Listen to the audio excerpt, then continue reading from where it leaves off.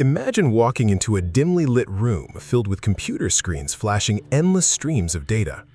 In this room, there are no humans. Instead, there is a single entity deciding the fate of your savings, the price of the fuel in your car, and even the type of food you'll find in your local grocery store tomorrow.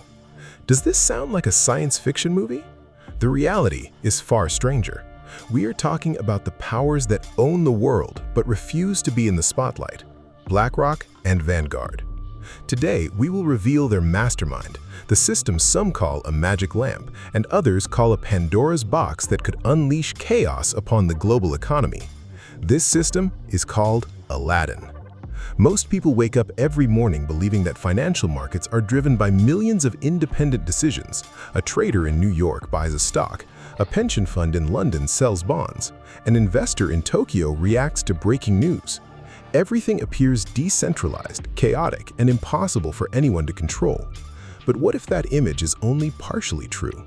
What if behind the apparent chaos of global markets, there exists a hidden digital layer connecting countless financial decisions together? A system so deeply integrated into modern finance that billions of dollars can move before the headlines even appear on your phone. A system that most people have never heard of, yet one that quietly influences economies, corporations, and investments across the entire planet. But before we dive into the depths of this digital brain, let's ask a seemingly simple question. Who owns Apple? Or Microsoft? Or the world's largest oil companies? Or the defense contractors building tomorrow's weapons? If your answer is the shareholders, you're right. But who exactly are these shareholders who own stakes in almost everything? And why do the same names keep appearing over and over again? Stay with us, because the answer may completely change the way you look at the products you use every single day. Let's start at the top of the pyramid. BlackRock and Vanguard are not banks, they are asset managers. Think of them as giant custodians responsible for investing the retirement funds, pensions, and savings of millions of people around the world. Together, this responsibility grants them influence over $20 trillion. To understand the scale of that number, imagine combining the economies of some of the largest nations on Earth. We are not talking about investments in one country or one industry. Their portfolios stretch across technology, healthcare, energy, transportation, agriculture, telecommunications, consumer goods, and defense. Whether you use a smartphone, drive a vehicle, purchase groceries online, or simply turn on the lights in your home, there's a good chance that somewhere in that chain of ownership, BlackRock or Vanguard owns a stake. Yet, here's the surprising part.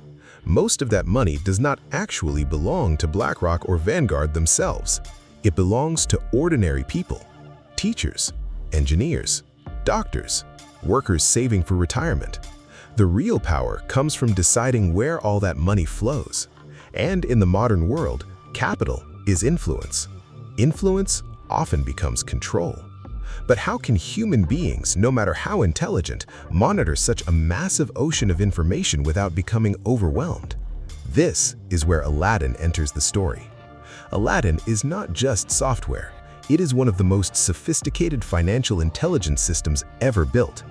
At its core is a vast network of thousands of powerful computers processing enormous quantities of information every second. Think of Aladdin as the operating system of global finance.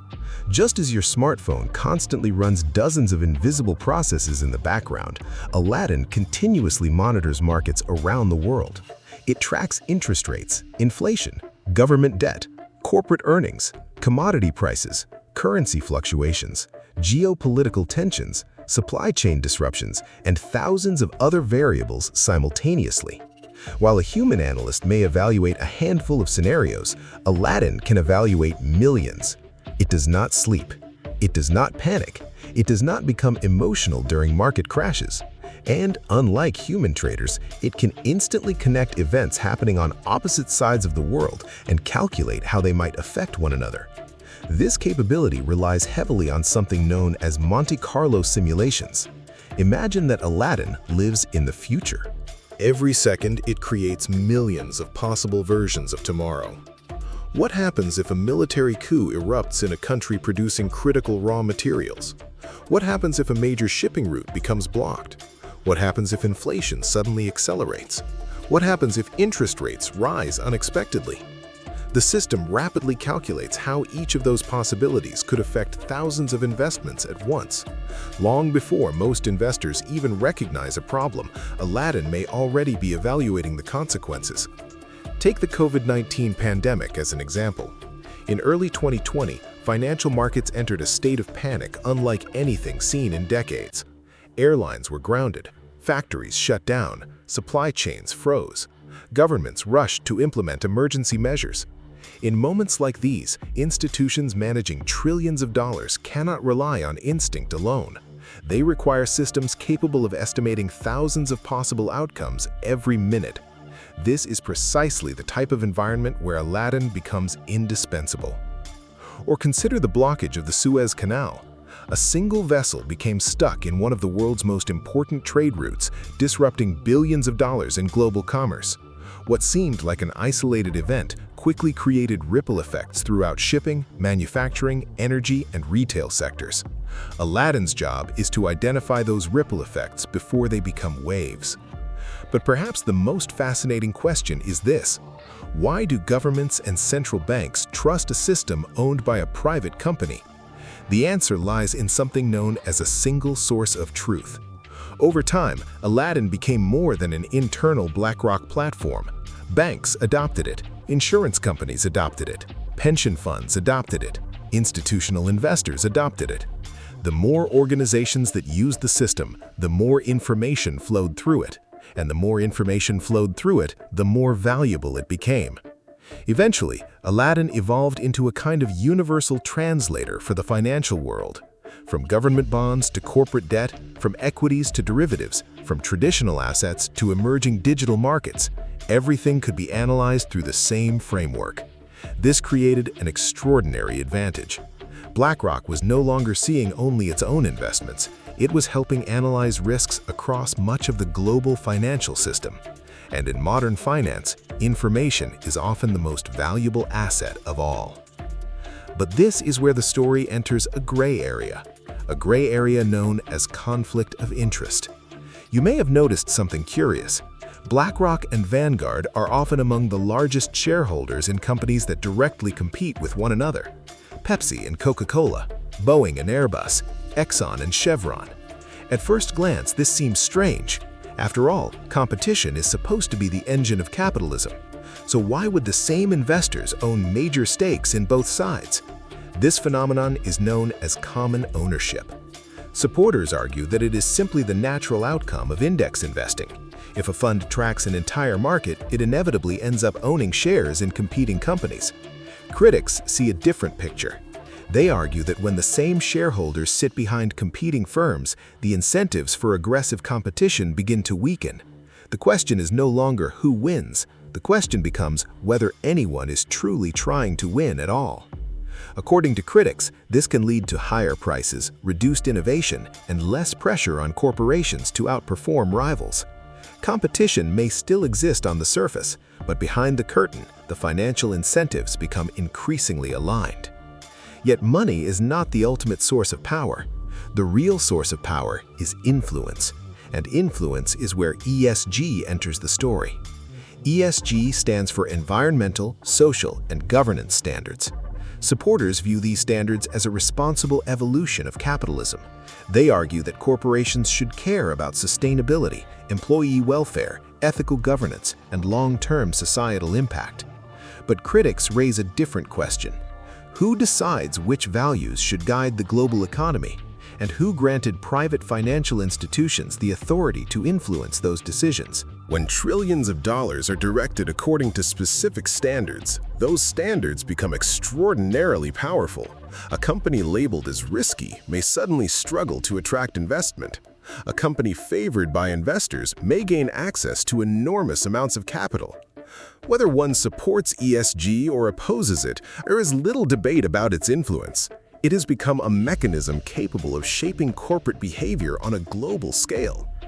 And this brings us to another controversial concept, the revolving door, a phenomenon where individuals move between influential positions in government and influential positions in major financial institutions.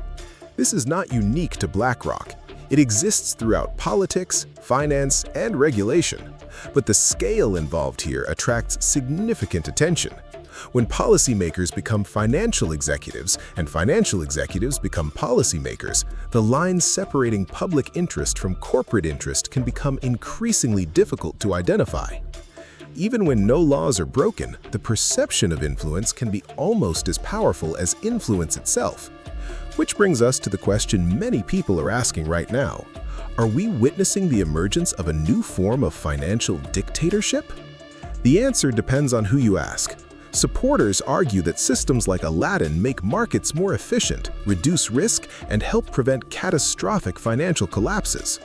Critics argue that concentrating so much information, influence, and decision-making power in the hands of a few institutions creates vulnerabilities unlike anything seen before.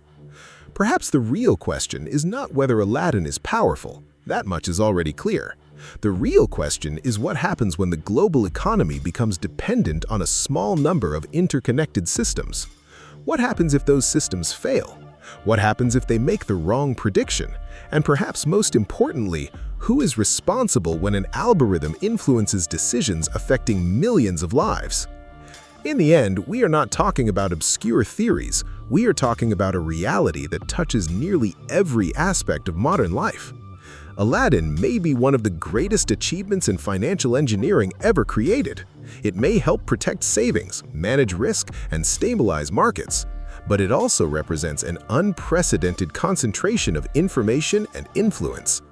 History teaches us that every revolutionary technology creates both opportunities and risks. Railroads transformed commerce, electricity transformed industry, the internet transformed communication.